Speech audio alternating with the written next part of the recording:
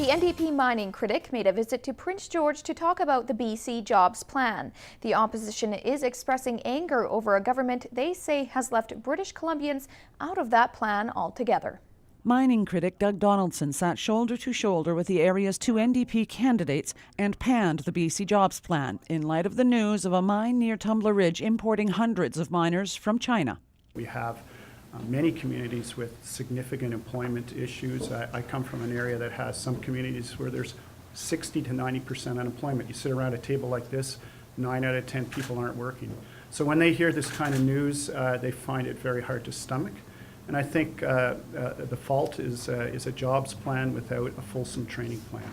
The news of the Chinese workers coming to BC in the hundreds is what prompted the outrage from unions and the NDP alike. But the jobs minister says they're jumping the gun. One of those in British Columbia, one in Alberta, and the one in Alberta is currently using temporary foreign workers standing shoulder to shoulder along with unionized workers. So this is a very dangerous, very complex environment.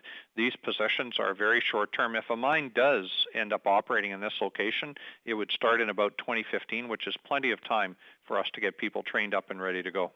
The NDP claims the Liberals knew years ago about the plans for underground mining in the Tumbler Ridge region, yet sat on their collective hands. It's something Pat Bell vigorously denies. For some intensive and longer term training, we might be a little bit behind the 8 ball on this one. And again, at whose feet does that lie? That lies at the BC Liberals' feet. But I think that what we're seeing is this is just the tip of the iceberg. We've made significant commitments to trades training in this province. In fact, we're training double the number of people that they were during the 1990s. We've increased the budget substantially, and one only has to look as far as the College of New Caledonia to see significant investments in trades training over the last number of years, completely revitalizing trades training in the Prince George area. Cheryl Jan, CKPG News.